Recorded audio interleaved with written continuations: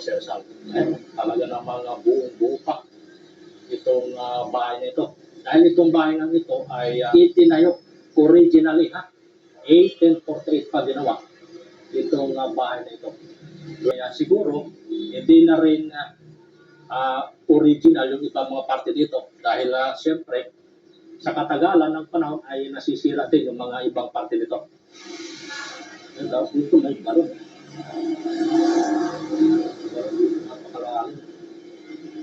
Marami siyang pera na nakasilid. Siguro meron mga naguhulog dito. Naguhulog no? Ito yung isang balon na sobrang tagal na. Mga tao Rizal. Papasok na tayo dito. At ito pa lang sa bugat, makikita natin ito.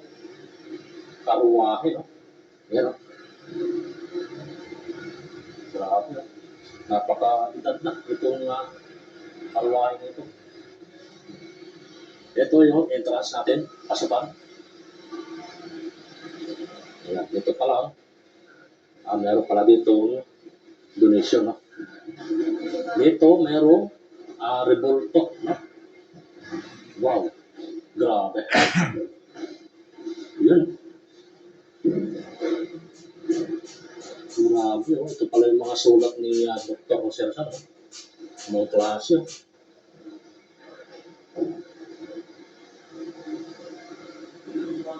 Grabe, sobrang tagal na. Itong papel na to. Halos inanay na, napupunit na yung iba. Tapos meron pa dito. Babae ito, babae. Siguro ito yung nanay ni Dr. Jose Rizal.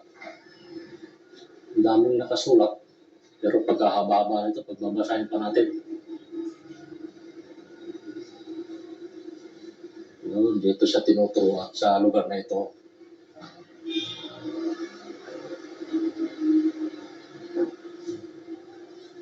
Ilaw lang ay lampara.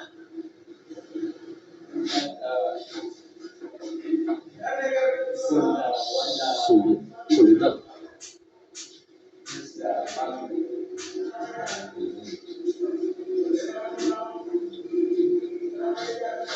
Ito yung mga kapatid ni Dr. Jose Rizal, no?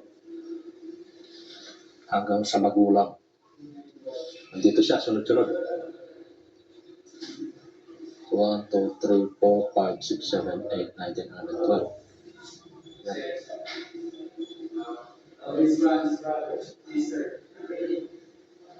Dami. So nakalamit na dito yung kanyang mga sinulat, no? Tapos itong sa'yo, kung makikita nyo, talagang siya, lumang-luma na. Sila nga talaga. Tapos na itong pader, kung makikita nyo, yan, tapang-tapang na siya. At sa pagkakalam ko, itong sahig o pader na ito ay gawa daw sa apog at bato. Kaya napakatibay din yan. Ayan, ito yung disenyo ng kanyang bahay. Ganda. Tapos meron pa dito, parang barbell to Semento to Saka ito, parang pamahalo sa ano, no? Pambayo sa palay. Baka ito bilig, Yan. Napakatibay ito. So, kita na ito, kita yung highway sa labas. Napakarami niya mga nakadisplay, nakasulat, yung mga history. Napakarami ito. Pagbabasahin natin, abutin tayo. Maghapon. Naka sa bubog. Picture ni Dr. Jose Rizal, no? Ayan, ito yung isang gilingan, no?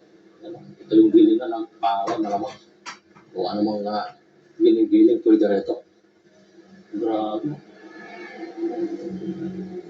Siguro bakal o simento. Para siyang bakal. No? Bakal nga ito. Napakatagal na itong bagay na ito. Ang ina ay nandito pa rin. Ayan, ito yung halo, yung pangbayo ng palay, no? Pangbigas. Grabe, tibay nito. Ano kaya kahoy ito? Tingin ko napakabigat eh. Tapos ito pa, talagang ito yung mga ginagamit ng sinaunang panahon. Ewan nga ba kung ano nga ba yung ginigiling dito. Lalagyan mo siya, siguro mais, no? Gigilingin, lumulusot dito yung mais, iikot yan. Pag durong na, lumalabas naman siya dito. Yan. Tapos dito, mayroon pang damit. Ayan. Ito pala ay damit na kamisol at gunti ang kimona na pagmamayari ng mga Rizal. Ito, napakatibay itong mga damit na ito. Talagang pag sinauna mga tela ng damit, napakatitibay nito. Hindi mga katulad niya. Made in China. No? Grabe, napakatibay niya. Ito, yung tatay ni Dr. Jose Rizal at siyempre yung kanyang nanay. Tapos itong side, makitinig yun, naglalagatukan dahil may tao sa taas. Dahil itong side na ito ay gawa sa kahoy. Yan, kumapyahin siya kapag may naglalakad.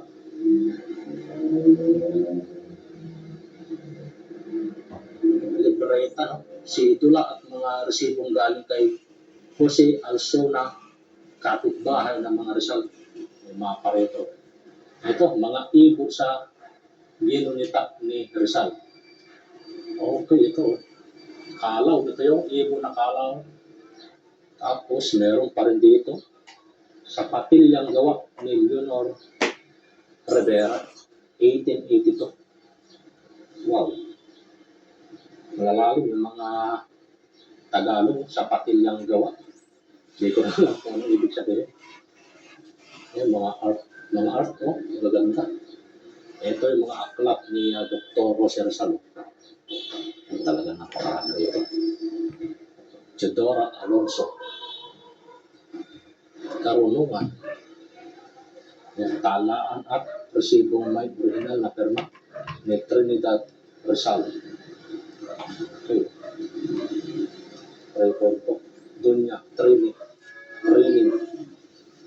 Original signature of Doña Trinidad Rizal. Napaganda ng mga sulat. Pero yung mga ganitong sulat, ito ay yung mga style na sulat na ito, mga sinulat talaga dahil yung namin ko, ganito din siya sumulat. Yung mga dugtong-dugtong. May kita nyo talagang itong mga semento, sahig. Sinauna talaga. Saka itong barote. Yan. Ito na, mga gawa sa kahoy. Hindi ko lang alam kung anong klaseng kahoy ito.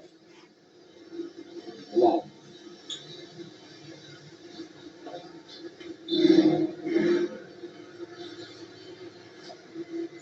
Grabe. Yun. Ang ganda ng loob. Sa side pa lang, ay talagang sinaunang panahon, no? Sinaunang panahon ay wow, grabe.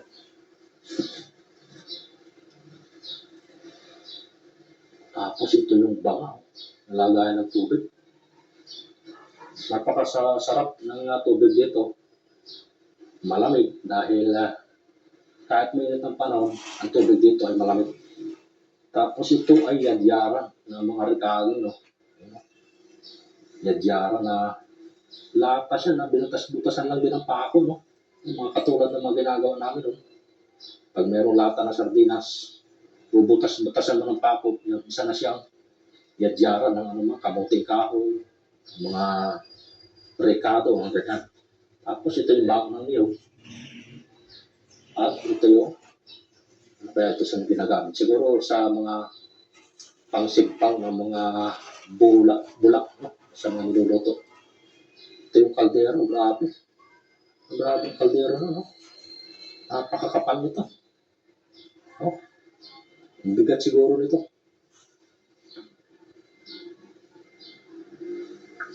Tapos ito yung mga dikdika ng mga luya, paminta, kung ano-ano. No? Bakal din yan. O semento. Ito yung tinatawag na abuhan sa probinsya. No? Yung mga kung tawagin ay tongko.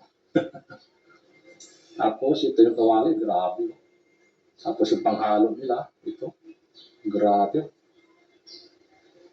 Bakal talaga to eh. No? No? Ito yung na tubig, pangkapihan. Ay sa mga kutsara nila, yan. Doon sa probinsya ay maunang niyog, tapos sa kawayan, tapos yung kuway, pantali, para maging isang kutsara. Ito, sipit. No? Gumamit din ako niya, sipit niya. Pati ito, pampuga dito sa apoy. Ito, grabe, yung takorin ito. Kakaiba. Tapos itong bilao, hanggang yun, buo pa rin. Yan o. May basket pa. Tapos may mga dito. Yan, makikita mo yung labas. Dito sa parting kusina. Tapos may tantarong pa. Grabe na. Ito. Mga bato. Hindi ko alam ang tawag dito kasi hindi ako nagagamit ng ganito eh. Yan. Tapos ito yung mga lagayan nila ng kung ano-ano. Dito sa kusina, pinakang rep nila, no? Pero hindi pwede lagyan ng giro. Taguan lang ng mga pagkain, mga ulam, yung mga lulutuin. Diyan siguro yan nilalagay. O lagay ng palay. May bilao. Ay, yung mga bayong. Ito pa yung kayo ito. Grabe. Ang baba naman ito kayo na. Ito pa yung mga plancha. Yan. Meron din kami yan. Nakagamit din ako nito. Hindi ko lang alam ngayon kung nasaan na. Yan. Yan. Grabe. Kaya lamisa pa. Ito yung mga ilang gamit. Oh. Wow.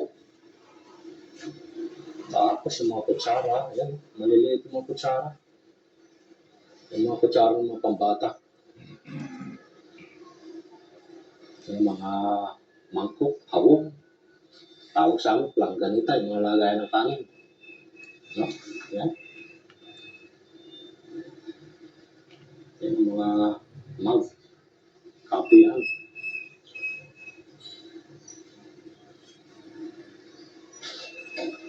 Tapos ito yung buti.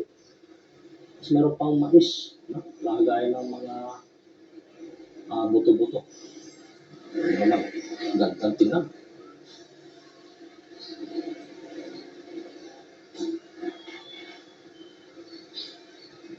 Itong mga bintana, napakalaki. Kasi itong mga gawa sa kapis. No?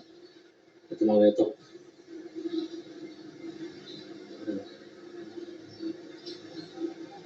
Maliwanag dito sa loob kapag ganito yung ginagamit. No?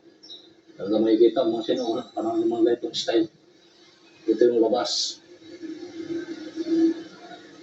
Grabe, ganda. Napakasarap ito na pala dito. Ito, formal dining area. Ito pala yung dining area. Haba ng lamesa. Tapos, girls bedroom. Okay. Ito naman yung tulugan ng kapatid ni Dr. Jose Rizal na babae. Nakikita nyo. Ito yung mga cabinet. Meron pang tawag natin dito yung yung makina ng pagtatahi.